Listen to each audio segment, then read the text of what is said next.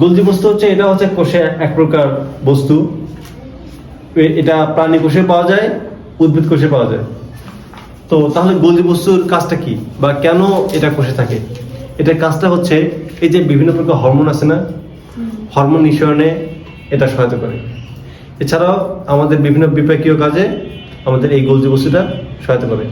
এছাড়াও বিভিন্ন যে নিঃসরণ, আমাদের দেহ যে বিভিন্ন বিপাকীয় কার্যাবলী, যে আমরা যে খাওয়া দাওয়া করি, খাওয়া দাওয়ার পর যে সুস্থভাবে যেন হজম শক্তি হতে পারে, আমাদের কিডনি যেন কর্ম ক্ষমতা অনেক ভালো হতে পারে, সেক্ষেত্রে আমাদের গোলজি বস্তু অনেক গুরুত্বপূর্ণ ভূমিকা পালন করে, তাই না? চিত্রটা কি আঁকাতে হবে? চিত্র আমাদের চিত্র আঁকা,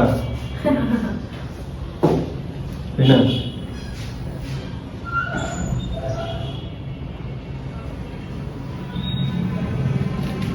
যেগুলো প্র্যাকটিক্যাল আঁকাতে হবে।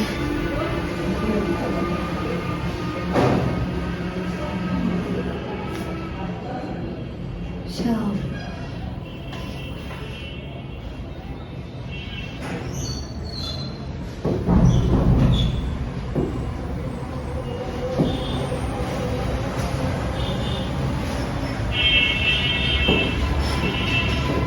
আচ্ছা, এই যে একটা পর একটা বিন্যস্ত যে রয়েছে, এটাকে বলতো আমার সিস্টার্নি।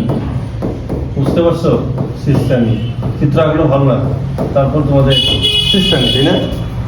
আর এই যে বিশাল বিশাল অংশ দেখা যাচ্ছে না, এদেরকে বলা হচ্ছে, এগুলো কি বড় না? বড় না? আর এগুলো কি ক্ষুদ্র ক্ষুদ্র না? এই জন্য যেগুলো বড় সেগুলো বলে বৃহৎ ভেসিকল। ভেসিকল মানে কি? একটা গহ্বর আছে না ভিতরে, এই জন্য এদেরকে বলে বৃহৎ ভেসিকল, আর এদের বলো ক্ষুদ্র ভেসিকল। ক্ষুদ্র তার মানে আর বৃহৎ বৃহৎ ভেসিকল, আর এটা কি আমার ক্ষুদ্র ভেসিকল। বুঝতে পারছো? তার মানে হচ্ছে আমরা গোলজি বস্তু সম্পর্কে কি জানলাম? যখন তুমি কলেজে উঠবা আর অনেক মানে ব্যাখ্যা সহকারে জানবা কি বিষয় করছে, কিভাবে কি হলো। জাস্ট তোমাদের সিলেবাসে যতটুকু আছে যে গোলজি বস্তুর, দেখো এমসিকিউ কিভাবে আসে, এমসিকিউটা আসা হচ্ছে তোমাকে এরকম একটা চিত্র দেবে, চিত্র দিয়ে বলবে যে এটা কি অংশ বা এটার নাম কি। এখন বলতে পারবো না যে কোনটা কি নাম। আর এদের কাজটা কি? এরা বিপাকীয় কাজে সহায়তা করে, বিভিন্ন হরমোন নিঃসরণে এরা সহায়তা করে। বুঝতে পারছো? প্লাজমিক রেটিকুলাম বলতে আমি কি বুঝে? দেখো, রেটিকুলাম মানে পেঁচানো কিছু একটা অংশ বোঝায়। তার মানে রেটিকুলাম বলতে মানে কেমন একটা জিনিস বোঝায়? রেটিকুলাম বলতে বোঝায় যে এরকম তোমার ক্ষুদ্র ক্ষুদ্র নালী। বুঝতে পারছো? ক্ষুদ্র ক্ষুদ্র নালী। তো আমরা কি তোমাদেরকে আমি রাইবোজোম পড়াচ্ছি? রাইবোজোম কি? রাইবোজোম অথবা রাইবোসোম, আচ্ছা পরে পড়াবো। তো রাইবোজোম হচ্ছে ক্ষুদ্র ক্ষুদ্র এরকম ক্ষুদ্র ক্ষুদ্র একটা অংশ। তো এরা কি করে? এরা এন্ডোপ্লাজমিক রেটিকুলামের গায়ে ক্ষুদ্র ক্ষুদ্র ভাবে লেগে থাকে। বুঝতে পারছো? এখন রেটিকুলামের কাজটা কি? আচ্ছা, পাইপের কাজটা কি? পাইপের কাজটা যেমন কি, এক জায়গা থেকে পানি উৎপন্ন হচ্ছে, আরেক জায়গায় পৌঁছাতে কি পানি উৎপন্ন হয় না?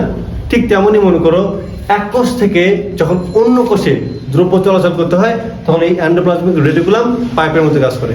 তার মানে এন্ডোপ্লাজমিক রেটিকুলামের মূল কাজটা হচ্ছে এক কোষ থেকে অন্য কোষে বিভিন্ন দ্রব্যাদি পরিবহন করা। বুঝতে পারছো? কাজগুলো গুরুত্বপূর্ণ।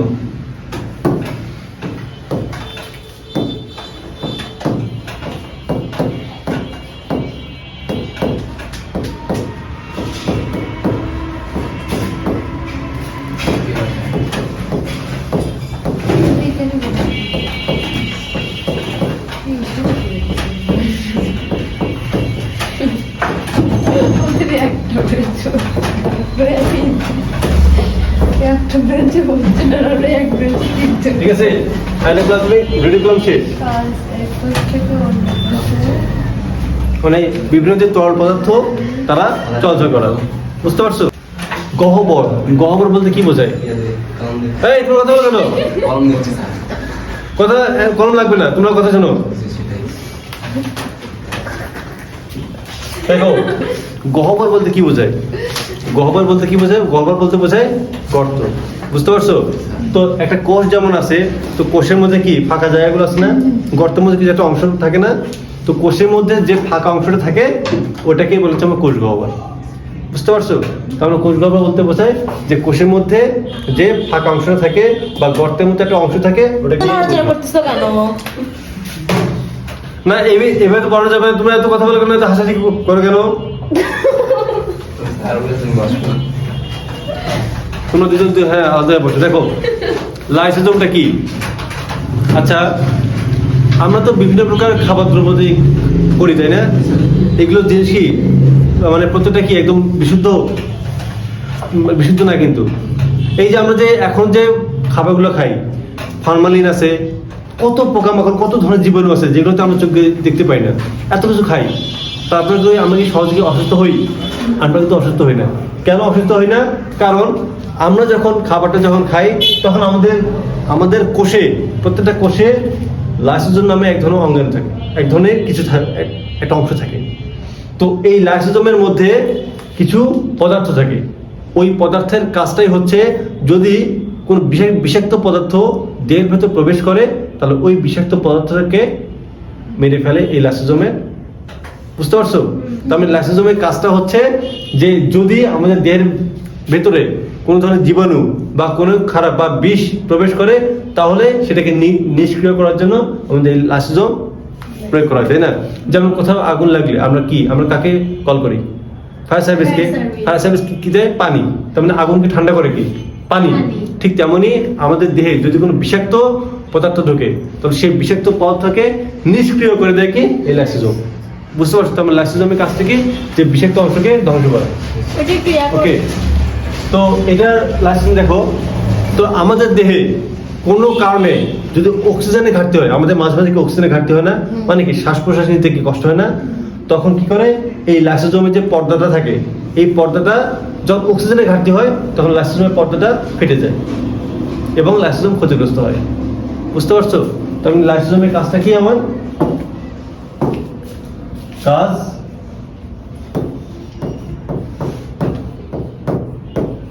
জীবাণু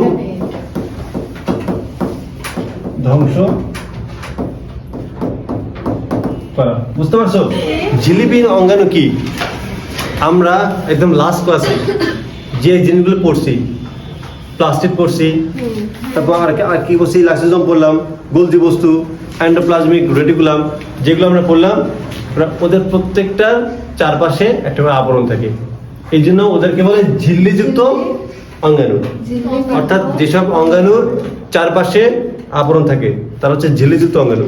আর যেসব অঙ্গাণুর চারপাশে আবরণটা থাকে না তাদের বলা হয় ঝিল্লিবিহীন অঙ্গাণু। এই যে আমার এখন যেগুলো পড়বো এদের প্রত্যেকটা অঙ্গাণুর চারপাশে কোনো আবরণ নেই, এরা আবরণ ছাড়া। প্রথমে আমরা কি পড়বো? কোষ কঙ্কাল। কোষ কঙ্কাল। আচ্ছা, আমাদের এই কঙ্কালের কাজটা কি? আমাদের দেহের যে কঙ্কালের কাজটা কি? আমাদের কঙ্কালের কাজটা হচ্ছে আমাদের দেহের ভারসাম্য রক্ষা করা, তাই না? যেমন আমার পুরো দেহে কোনো কঙ্কাল নেই, পুরো মাংস, তাহলে কি আমি চলাফেরা করতে পারবো না কিন্তু, তাই না? তার মানে আমাদের দেহের কঙ্কালের মূল কাজটা হচ্ছে আমার ভারসাম্য রক্ষা করা, তাই না?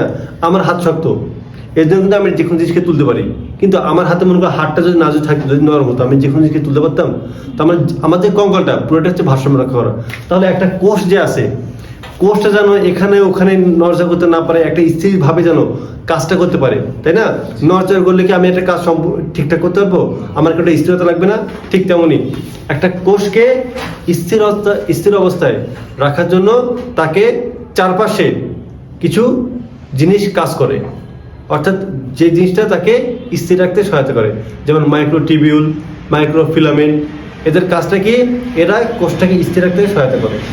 তার মানে কোষ কঙ্কালটা হচ্ছে কোষকে দৃঢ়তা প্রদান করার জন্য যেসব বা যারা কাজ করে তাদের বলে কোষ কঙ্কাল। বুঝতে পারো? তার মানে কোষকে স্থির রেখে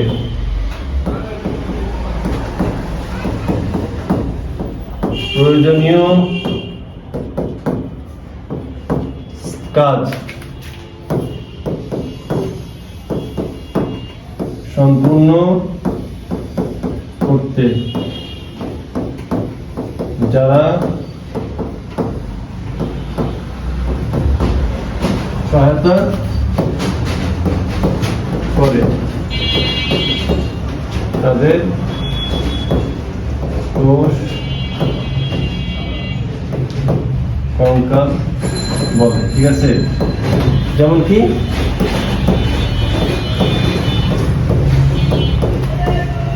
মাইক্রোটিবিউল, মাইক্রোটিবিউল।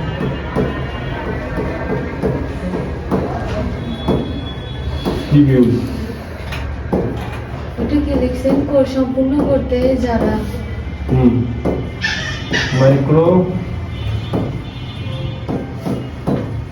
স্যার কোনটা ধরলাম? বড় লেন, বুঝতে পারছো? তারপর কি আছে? ওয়ালাইকুম আসসালাম। আলহামদুলিল্লাহ, আপনি? অ্যাক্টিং, পড়তে আসছি, আপনি কি করেন? প্রাইভেসি। পাগল নাকি কত? ওকে, রাইবোজোমটা কি?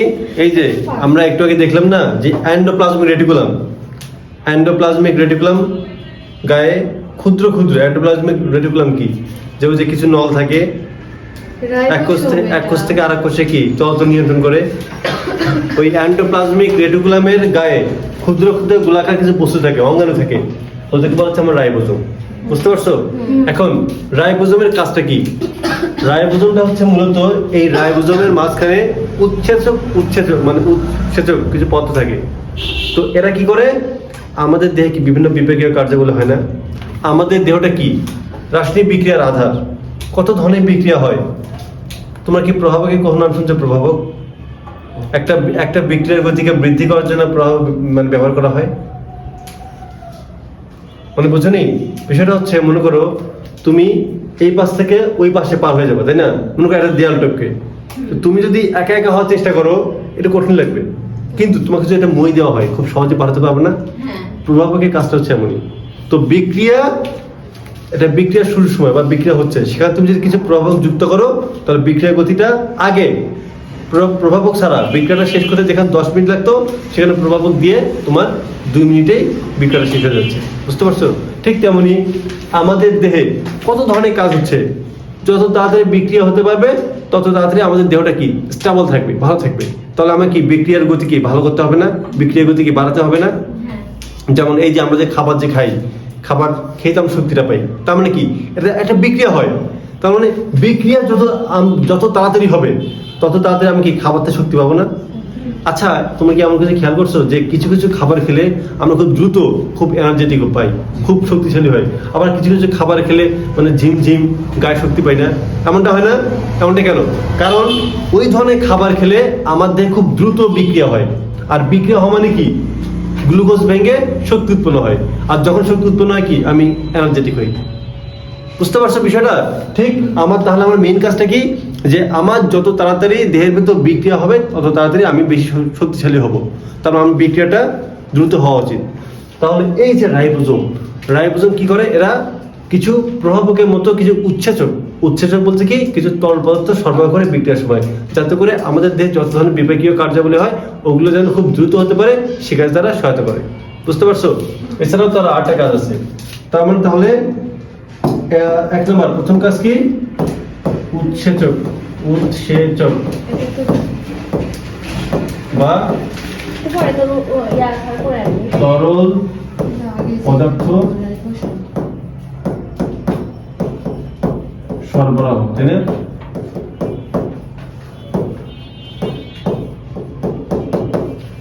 আর 2 নম্বরটা কি? প্রোটিন সংশ্লেষণে, প্রোটিন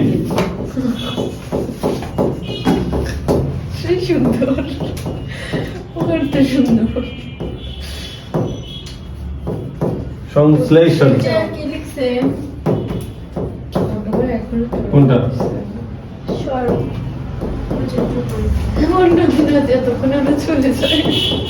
উৎসেচক বা তরল পদার্থ সরবরাহ করে। বুঝতে পারছো? প্রোটিন সংশ্লেষণ সহায়তা কি? আচ্ছা, প্রোটিন সংশ্লেষণ কেন?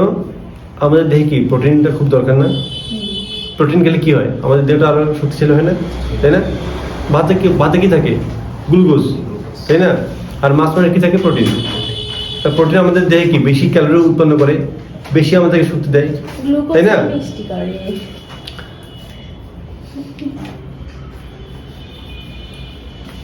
তাহলে প্রোটিন সংশ্লেষণে, মানে প্রোটিন সংশ্লেষণ বলতে কি, প্রোটিন উৎপাদন করতে সহায়তা করে কি আমার রাইবোজোম। বুঝতে পারছো?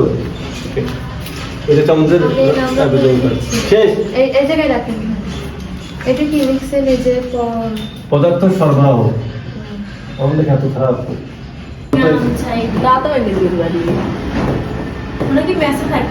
হ্যাঁ হ্যাঁ হ্যাঁ। তার মানে স্যার আমাদের বুঝছেন, আমাদের হাতের সব এখন। কারণ ওই জায়গা থেকে এই জায়গায় আমার মাথা ঘুরতেছে, উল্টে পড়ে যাবো। কেন কালেকশন আচ্ছা দেখো, সেন্ট্রোজোম প্রথমত হচ্ছে সেন্ট্রোজোমের এক প্রকার ঝিল্লিবিহীন অঙ্গাণু। সেন্ট্রোজোমের কাজটা কি? সেন্ট্রোজোমের কাজটা হচ্ছে কোষ বিভাজনে সহায়তা করা। কোষ বিভাজন মানে কি? আচ্ছা, আমরা যখন বয়স আমাদের কত, বয়স আমাদের কম ছিল 5 বছর, তখন কি ছোট ছিলাম। যখন বয়স আমার কত 24-25 হলো, তখন কি এত বড় হলাম। তাহলে কি আমি যে এত বড় হলাম, এত লম্বা হলাম কিভাবে? আগে আমার হাত ছিল কি এতটুকু, এখন হয়েছে কত এত বিশাল বড় কিভাবে? কোষ বিভাজনের মাধ্যমে। আগে আমার আঙুল ছিল কত ছোট ছোট, হয়েছে কত এত বড়, কিভাবে এত বড় হলো? কোষ বিভাজনের মাধ্যমে। আগে যদি আমার হাতে 100 কোটি কোষ থাকে, তাহলে এখন হচ্ছে কত 1000 কোটি। তার মানে কি কোষ কি বিভাজন হচ্ছে না? এই কোষ বিভাজনের মাধ্যমেই তো আমি বড় হচ্ছি, যে কোনো জিনিস কি বড় হয়। তাহলে এই কোষ বিভাজনের সহায়তা করে কে? এই যে সেন্ট্রোজোম। বুঝতে পারছো? কোষ বিভাজনের সময় এরা সহায়তা করে, অ্যাস্টার রে তৈরি করে। এখন তোমার প্রশ্ন করতে বলতে অ্যাস্টার রেটা কি?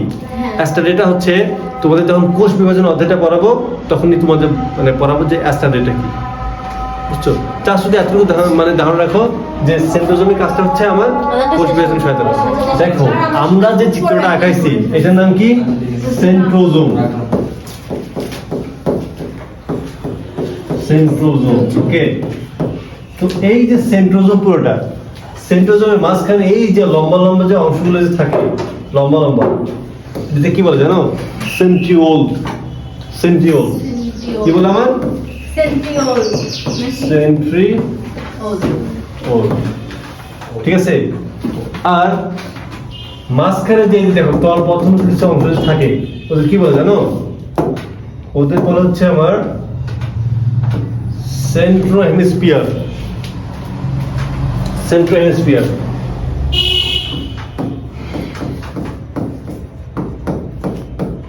সেন্ট্রো স্ফিয়ার। এই বারটা ভুলে গেছে। সেন্ট্রোস্ফিয়ার। সেন্ট্রোস্ফিয়ার। এই যে ছোট ছোট যে ওইগুলো, ওইটার নাম আচ্ছা স্যার আগে দেখি। আমি লিখি, ভুলে যাচ্ছি তো, বানানো ভুল করছি।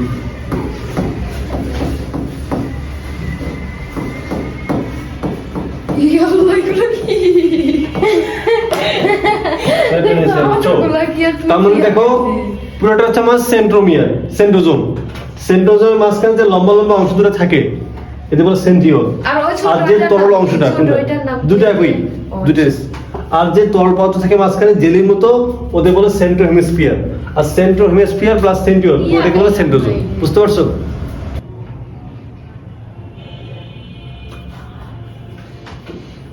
এত সুন্দর নিউক্লিয়াস। চিত্র আঁকাতে পাই না বলে এইভাবে বলতেছো। আরে আল্লাহ, শব্দ দেই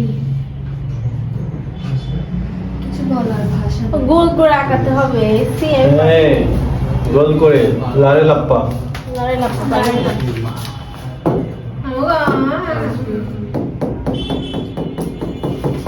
একটু হেল্প স্যার।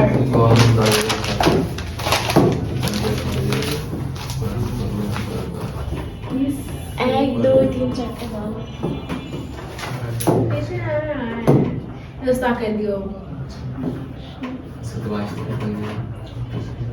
এটা হচ্ছে আমার নিউক্লিয়াস।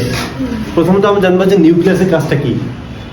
নিউক্লিয়াসের প্রধান যে কাজ, এটা হচ্ছে আমাদের বংশ পরম্পরায় যে বিভিন্ন বৈশিষ্ট্য, এই যে আমার পিতা থেকে আমার বৈশিষ্ট্য আমার মধ্যে আসছে, আমার থেকে আমার পরবর্তী প্রজন্মে যাবে, তো এই যে বংশগতির যে ধারাটা, এটা এটা এক প্রজন্ম থেকে আর এক প্রজন্মে নিয়ে যেতে সাহায্য করে তোমার নিউক্লিয়াস।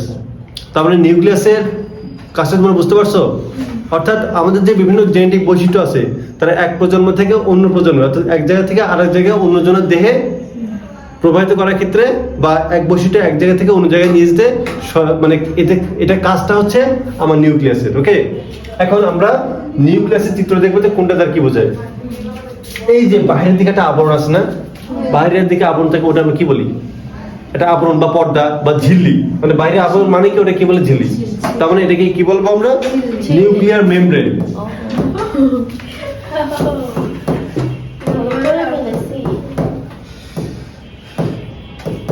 নিউক্লিয়ার মেমব্রেন, মেমব্রেন মানে হচ্ছে পর্দা, বুঝতে পারছো? তাহলে একটা নিউক্লিয়াসের বাইরে যে আবরণটা থাকে ওটাকে বলে নিউক্লিয়ার মেমব্রেন, তাই না? আচ্ছা, এরপর দেখো তো, এরপর কি আছে আমার? এই যে এটা কি লিখছে? এই যে মাঝখানে যে আছে না, ফাঁকা জায়গা আছে না, এটা কি লিখছে? Membrane, membrane. আচ্ছা, এই যে মাঝখানে ফাঁকা জায়গাগুলো আছে না, গর্তের মতো, তো গর্তকে আরেকটা কথা কি বলে? রন্ধ্র।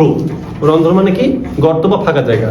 তাহলে নিউক্লিয়াসে যেহেতু গর্তটা থাকে, তাহলে এই গর্তকে আমরা কি বলবো? নিউক্লিয়ার রন্ধ্র। বুঝতে পারছো? যেহেতু নিউক্লিয়াস মধ্যে ফাঁকা জায়গা আছে, এখানে একটা এখানে একটা, তো ওটাকে নিউক্লিয়ার রন্ধ্র।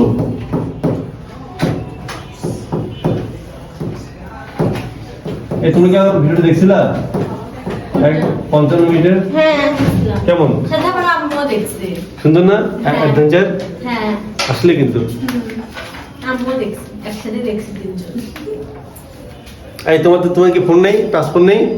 ইস রে, তাহলে তোমার আমার পেজে কি ক্যামেরা? আচ্ছা দেখো, এরপর দেখো, এই যে পেঁচানোর মতো বিভিন্ন অংশ থাকে না, এই যে পেঁচানো, এই কি মানে নালিকার মতো না? এই নালিকাগুলোকে আমরা কি বলি? যে রেটিকুলাম, এন্ডোপ্লাজমিক রেটিকুলাম। রেটিকুলাম মানে কি? লম্বা লম্বা নালিকার মতো। তাহলে এগুলো কি এক প্রকার কি রেটিকুলাম না? যেহেতু নিউক্লিয়াসে আছে, নিউক্লিয়াসের মধ্যে আছে, তাহলে তার মানে এটাকে আমরা কি বলবো? Nuclear reticulum. বুঝতে পারছো? তার মানে কি? Nuclear reticulum. এই তোমরা কি আমার কথা বুঝতেছো? আমি যে বায়োলজি পড়াচ্ছি, আমার কি কথাগুলো কি বোঝা যায়? হ্যাঁ, তুমি কি বোঝো? আমি কিন্তু অনেক বায়োলজি পড়ি না, বুঝছো? না বুঝি না। বুঝছো না? আমি পড়াবো না তোমাকে। আমি তো চলে যাবো। আমি তো নেক্সট ক্লাসে আজ বায়োলজি পড়বো। তোমরা যে বলো ভালো তো পারে না। আমি ফার্স্টে তো বললাম ভালো লাগে, আপনি আবার বাড়ায় কথা আর বলেন। একটু বায়োডাটা আর একটু ভালোবাসা মিশ্রিত বলবো আরো। যে হ্যাঁ, অনেক আপনার ভালো। ভালো, অনেক ভালো। আর কিছু আছে? মেয়েদের প্রশংসা শুনতে কি না চাই? এখন দেখো, এই যে আমার মাঝখানে যে একটা অংশ আছে গোলাকার, একটা অংশ মানে ডিমের মতো, নিউক্লিয়াসের মধ্যে যে এরকম একটা অংশ থাকে, তখন ওটাকে বলবো নিউক্লিওলাস। ক্লিওলাস। তার মানে এই যে আমার যে পেঁচানোর মতো অংশগুলো দেখছি না, এগুলো কিন্তু একটা সময় গিয়ে কিন্তু ক্রোমোজোমে রূপান্তর হয়। ক্রোমোজোম, বুঝতে পারছো? তার মানে এই যে দেখো না, যে এই যে পেঁচানোর মতো, তাহলে এটা কি ক্রোমোজোমের কাছাকাছি একটা গোলাকার একটা অংশ থাকে না? তার মানে ক্রোমোজোমের কাছাকাছি যে গোলাকার অংশটা থাকে ওটাকে বলে নিউক্লিওলাস। বুঝতে পারছো? তার মানে এটার নাম কি? নিউক্লিওলাস।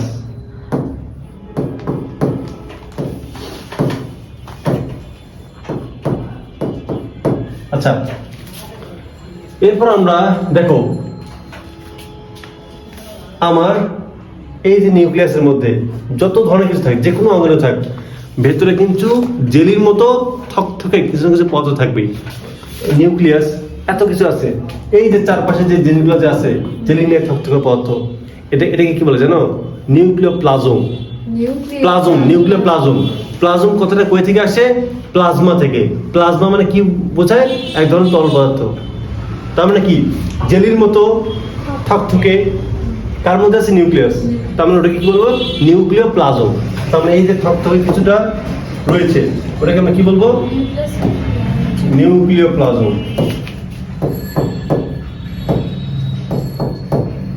নিউক্লিও আমি কোন উপরে চলে গেছি। আমিও। ঠিক আছে? আচ্ছা না, আচ্ছা, আমরা পুরে লিখবো, তাই কি সমস্যা কি? তাহলে এখন আমার শেষ। এখন চিত্রটা কিসের? চিত্র নিউক্লিয়াস।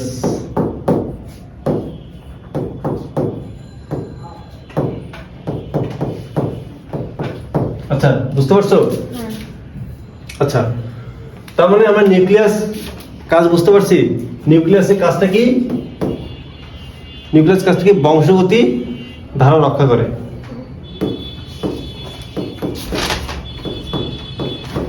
বংশগতি ধারা রক্ষা করে, বুঝতে পারছো? অর্থাৎ বংশগতিতে এদের বিভিন্ন ভূমিকা পালন করে। এছাড়া কি থাকে? বিভিন্ন কার্যাবলী। আচ্ছা, কোথায় কোথায় পাওয়া যায়? মানবদেহের শিবকোষ ও লোহিত, উদ্ভিদের শিবকোষে এবং মানুষের লোহিত রক্তকণিকায়। তো নিউক্লিয়াসটা সব জায়গায় থাকে। উদ্ভিদ প্রাণীর শুধুমাত্র দুটো জায়গা থাকে না, একটা হচ্ছে মানবদেহের লোহিত রক্তকণিকায় আর উদ্ভিদের শিবকোষে। বুঝতে পারছো? খুব গুরুত্বপূর্ণ কিন্তু। উদ্ভিদের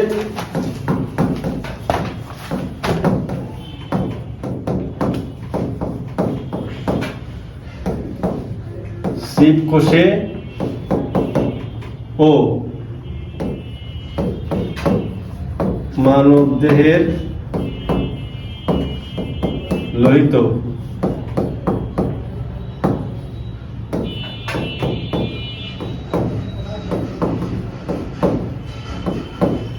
রক্তকণিকায় নিউক্লিয়াস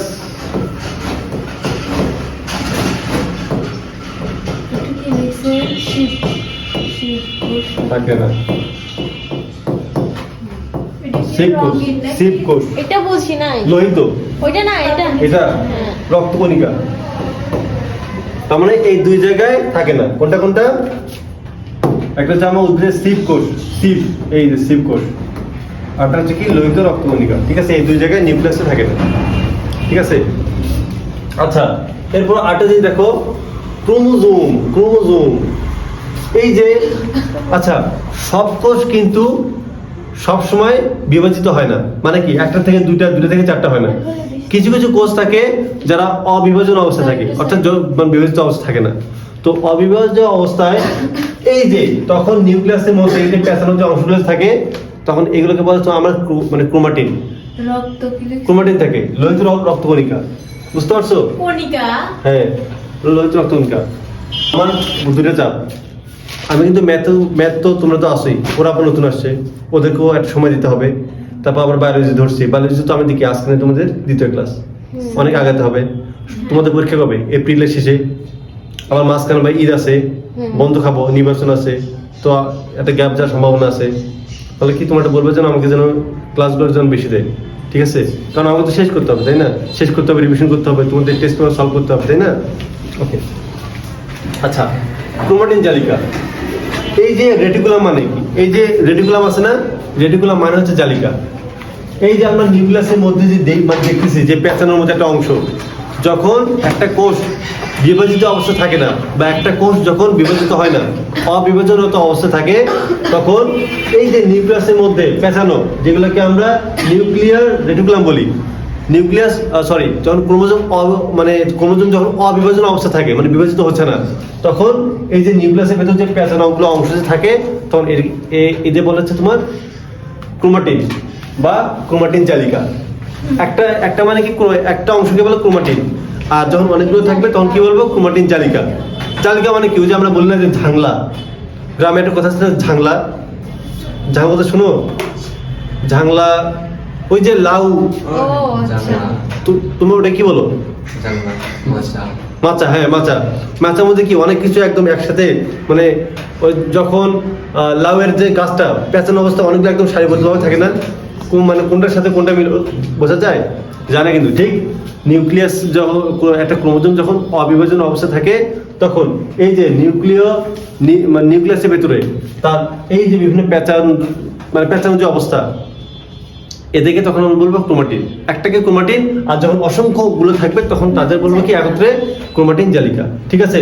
তো এই ক্রোমাটিন জালিকায় একটা সময় কি হয়, মানুষ যখন খাবার পায়, বেশি বেশি খাবার খায়, তখন কি হয়? ফুলে মেপে মোটা হয় না? ঠিক আছে না? ঠিক তেমনি যখন এই ক্রোমাটিন জালিকাগুলো খাবার পায়, একটা জিনিস চিন্তা করে দেখো যে একটা মানুষ যখন সে পরিশ্রম করে তখন কি সে শুকনো হয়ে যায়, যেমন খায় তেমন তার বের হয়ে যায়, তাই না? তাহলে কি তার কি খুব একটা দেহ কি মোটা হয়, তাই না? ঠিক তেমনি কিন্তু একটা কোষও ঠিক তেমনই, সে যখন বিভাজনরত অবস্থায় হবে সে খাবার খাবে, বিভাজন হবে, যেমন খাচ্ছে তেমন মানে বের হয়ে যাচ্ছে, তখন কি প্লাস মাইনাসে ইকুয়াল সমান।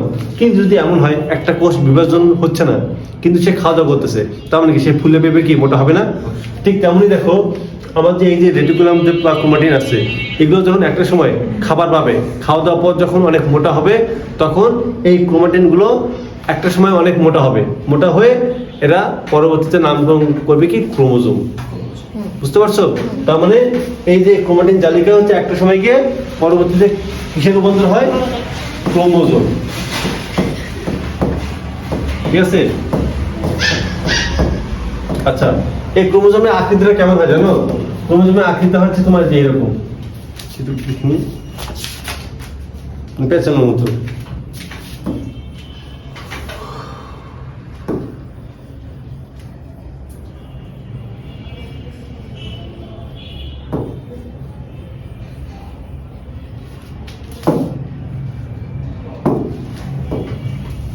ঠিক আছে?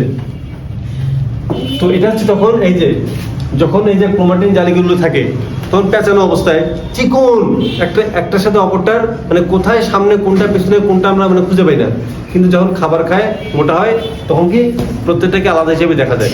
তো প্রত্যেকটা আলাদা অংশকে আমরা বলবি কি, আমরা কি বলি? ক্রোমোজোম।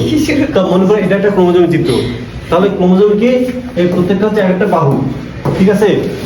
এই বাহুগুলো যে বৃন্তে মিলিত হয় তাকে বলা হয় সেন্ট্রোমিয়ার। কি বলা হয়? সেন্ট্রোমিয়ার। পড়বো না স্যার। এটা বলবো না। এক মিনিট সেন্ট্রোমিয়ার, তাই না? আর এই যে অংশগুলো, এই অংশগুলোকে বলা হচ্ছে আমার ক্রোমাটিড।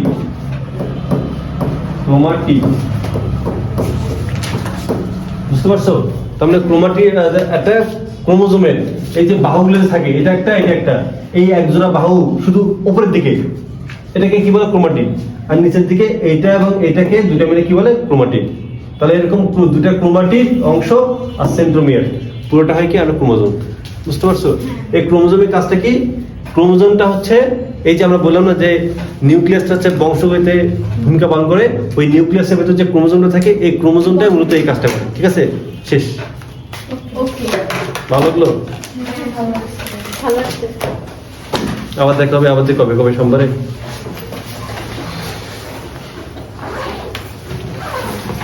ঠিক আছে, শেষ আজকে এই পর্যন্তই। পয়সা দিয়ে